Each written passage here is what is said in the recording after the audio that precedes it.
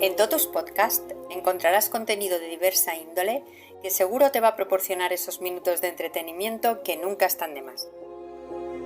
Cuando a Totus Podcast le da la gana, te encaja sin aviso otra anécdota vaticana.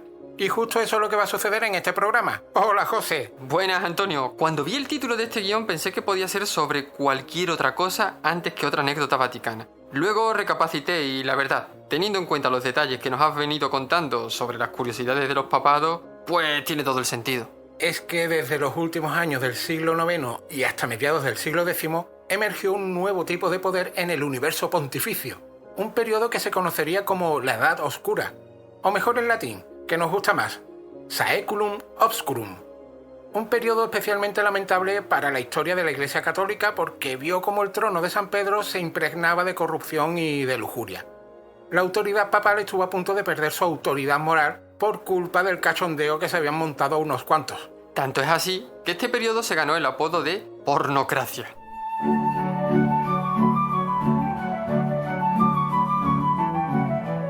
La anécdota vaticana de este programa se aleja un poco de las singularidades de un papa en concreto, como pasó con el que dedicamos al Papa Caranchoa, por ejemplo. Aquí vamos a abarcar ese periodo que comentaste entre los siglos IX y X, que parece que fueron unos pontificados bastante, ¿cómo decirlo?, calentitos. Calentitos, sí. Sobre todo eso. A ver, ya sabemos que el apóstol Pedro fue el primer papa de la Iglesia, pero tras su muerte no hubo un proceso formal para seleccionar a su sucesor. Dice la tradición que fue el mismo Pedro quien señaló a sus sucesores directos. A dedocracia. Eso es, un sistema que hoy día se mantiene vigente incluso en muchas instituciones democráticas. Voy a aprovechar esta especie de impasse para anunciar que en 2026 estrenaremos una nueva serie de programas exclusivos para nuestros mecenas en iVoox. Una serie en la que hablaremos de algunos casos particulares de los procesos de elección de los sucesores del famoso San Pedro. Dicho queda. Volviendo al tema, el proceso de elección del sumo pontífice se complicó durante la Edad Media porque algunos candidatos papales por un lado y reyes y emperadores por otro utilizaron el papado para acumular poder. Vamos, que eso de Estado laico ni estaba ni se le esperaba. Todo lo contrario. La línea entre el Estado y la Iglesia se desdibujó especialmente cuando el Papa Gregorio Magno se convirtió en el único gobernante de Roma. Esto ocurrió después de que los gobernantes romanos orientales abandonaran la ciudad durante la invasión de los lombardos, dejando al Papa como la máxima autoridad. Dicho en cristiano, nunca mejor dicho, el papado era sinónimo de gobernante de Roma. Que no era poca cosa. Ten en cuenta que el prestigio de Roma crecía en prominencia y poder, por lo que ser gobernador de la ciudad eterna equivalía a un puesto muy codiciado. El papado se convirtió en una fuerza política significativa en Europa, influenciando al pueblo no solo en temas religiosos, también en temas seculares. Digamos que toda esa ambición por el poder que ostentaban los papas terminó yéndose de madre. Traiciones, conspiraciones, conjuras, complots, deslealtades... Para, que te brotan los sinónimos por las orejas.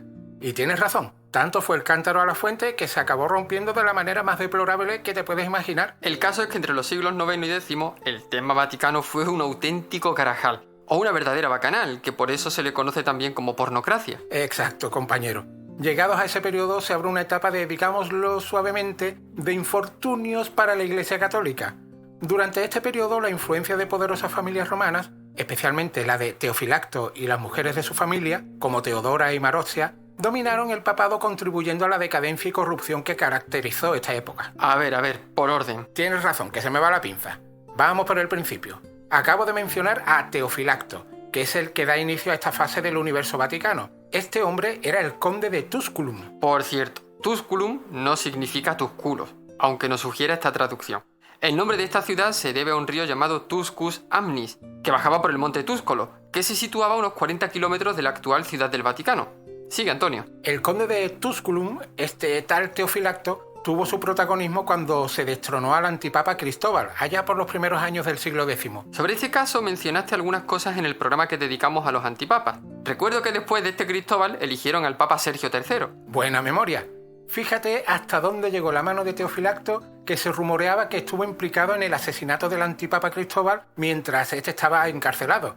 Y no solo eso, junto con Alberico I y el duque de Spoleto, Teofilacto apoyó la elección de Sergio III como sucesor de Cristóbal, tal y como acabas de recordar. Ya saben, no dejen de escuchar también el programa Antipapas de Totus Podcast. Como agradecimiento, el nuevo papa, Sergio III, permitió que Teofilacto y su esposa Teodora asumieran el gobierno de Roma. No veas, un buen regalo. Y aquí localizamos el inicio del Saeculum Obscurum, o pornocracia, comienza una desenfrenada ola de corrupción y la manipulación por parte de Teofilacto, su mujer Teodora y sus hijas, Marozia y Teodora Jr. Me suena el nombre de Marozia. Claro que te suena. En el mismo programa que dedicamos a los antipapas, la nombramos porque se le atribuye un protagonismo especial en la historia de la Iglesia. No digas más, me acuerdo. Marozia fue amante del Papa Sergio III y tuvieron un hijo que sería el futuro Papa Juan XI. Ahí le has dado. Sin embargo, es más probable que el padre del Papa Juan XI fuese el marido de Marozia.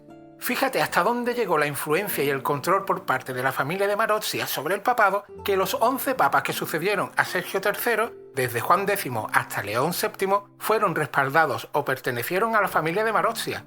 Y entre ellos, como acabamos de comentar, el Papa Juan XI, que pudo ser descendiente directo de esta familia, y Juan XII también. ¿Y cómo funcionaba esta pornocracia? A través de un descarado sistema de corrupción y nepotismo.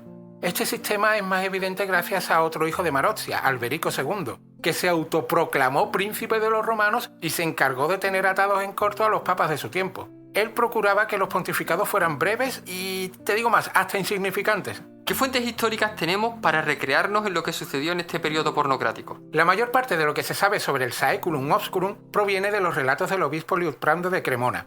Él mismo fue un enemigo acérrimo de la influencia de la aristocracia romana sobre los papados, e incluso participó en la asamblea de obispos que depuso al último papa de la pornocracia, el ya citado Juan XII. Antes dijiste que el Papa Juan XII pudo ser descendiente directo de la familia de Marozia. No es que pudiera serlo, es que lo fue. El Papa Juan XII fue hijo de Alberico II. ¿El nieto de Marozia? ¿Correcto? Bueno, ya está bien. No, no está bien. ¿Te acuerdas de Crescencio, el hermano del Papa Juan XIII? ¡Ostras, sí! Esta historia me la contaste en el programa Non Habemus Papam.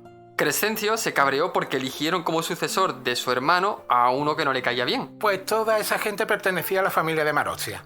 Así para abreviar.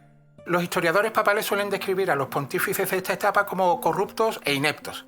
Decían que era normal para ellos retener mujeres en el palacio de Letrán y llevar unas vidas moralmente cuestionables. Cada vez le veo más sentido al término pornocracia. Parece increíble la influencia que llegó a tener una sola familia en algo tan supuestamente serio como la elección de un papa. También es cierto que hay expertos que invitan a ser cautelosos con los relatos de aquella época. Es que hay muchos que advierten que sería engañoso caracterizar a todos esos papas como mundanos y corruptos.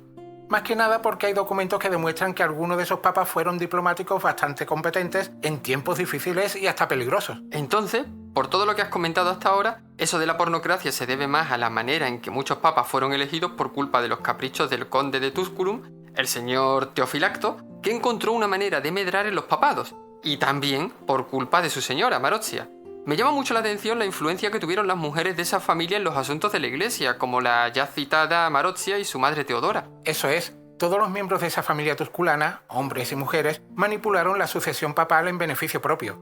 También se aprovechó de ello otra familia, los Crescenti de Sabina. ¿Competían entre ellas o se repartían el pastel? Al principio, tanto la familia del conde de Tusculum como la de los Crescenti de Sabina competían por ver quién se apoderaba del poder papal. Pero luego vieron que era mejor repartirse el chollo de alguna forma. Teofilacto prefería colocar a su propio favorito en el trono de San Pedro para asegurar así su influencia directa sobre la Iglesia. Por otro lado, los Crescenti a menudo se conformaban con ejercer el control sobre algunas decisiones del pontífice. ¿Ninguno de los papas que pusieron se rebeló? Sí, alguno hubo. El Papa León VII, por ejemplo, intentó implementar reformas para contrarrestar la influencia de la aristocracia romana en los asuntos de la Iglesia. Pero aún así dependía mucho de Alberico II, ese noble romano de la familia de Marozia que había hecho del papado su república independiente peculiar. ¿Y lo intentó alguien más? Sí, el Papa Agapito II. ¿Agapito? Venga ya. Me parece fabuloso el nombre para un pontífice. Ya intuía yo que ibas a saltar en cuanto dijese el nombre. Mira, este papa intentó minimizar sin éxito el control de Alberico II. Mira qué pesado el Alberico II de las narices, ¿eh? Era una agonía. Incluso antes de morir aseguró la continuidad de su influencia al hacer que los nobles romanos juraran elegir a su hijo bastardo, Octaviano, como papa. Este hijo bastardo fue el mencionado Juan XII, que asumió el cargo siendo apenas un adolescente, en el año 955. ¿Y cómo le fue a ese Juan XII? Su pontificado es recordado por las crónicas de la época como particularmente escandaloso y violento. Se decía que tenía una colección de mujeres y que incluso había fornicado con la concubina de su difunto padre, con alguna que otra viuda y con su propia sobrina. No era la primera vez que el palacio papal se convirtió en un burdel. Según la leyenda, a este papa lo mató un noble romano que lo sorprendió en la cama con su esposa haciendo cosas no precisamente eucarísticas. Un angelito. El historiador Chamberlain describe a Juan XII como un Calígula cristiano cuyos crímenes se volvieron particularmente horribles por el cargo que desempeñaba. No veas. con todo lo que nos cuentas a través de estas anécdotas vaticanas, me hace gracia que haya católicos que digan que el Papa Francisco fue el peor de la historia. El Papa siempre será mejor o peor atendiendo al sesgo de confianza de cada cual.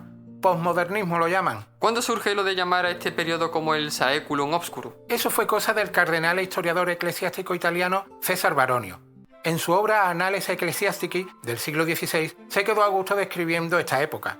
12 volúmenes ocupa esta obra monumental que ofrece una narrativa de la historia de la Iglesia Católica. ¿Y lo de pornocracia? Eso fue cosa de los teólogos protestantes alemanes en el siglo XIX, que para describir este periodo nos ahorraron calificativos a la hora de describir la corrupción y la decadencia moral que caracterizaron a la Iglesia durante estos años. Bueno, en algún momento alguien daría fin a esa decadencia y esos abusos de poder, porque después de lo del libidinoso Juan XII... A Juan XII se le considera el último papa pornocrático. Algunos historiadores sostienen que después de este personaje los papas fueron progresivamente recuperando su autoridad. Otros historiadores no lo ven tan claro y aseguran que las maquinaciones de la aristocracia romana se prolongaron durante el Renacimiento y en los siglos XVII y XVIII. Vamos, que por un lado se argumenta que la recuperación papal fue efectiva, mientras que otros pueden ver una continuidad de decadencia y manipulación eclesiástica. ¿Tú qué opinas? Las dos interpretaciones son correctas. Pongamos fin al programa. ¿No se te antojan papas con alioli esta vez? Mira, es absolutamente cierto que lo de hablar de papas me suele abrir el apetito y me anima a invitarte a unas tapas. Pero esta vez no has logrado quitarme esa costumbre. Hoy también. Habemus tapan de papas. Seguro que te quitaré esas ganas con la próxima anécdota vaticana. Un tema que dejamos caer en el programa dedicado a Siri. Ay no, espero que no sea el que estoy pensando. ¡Qué asco! Ay sí, ese va a ser.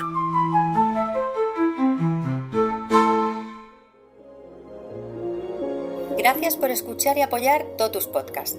Síguenos en la web www.totuspodcast.com y en nuestras redes sociales. Hasta el próximo programa.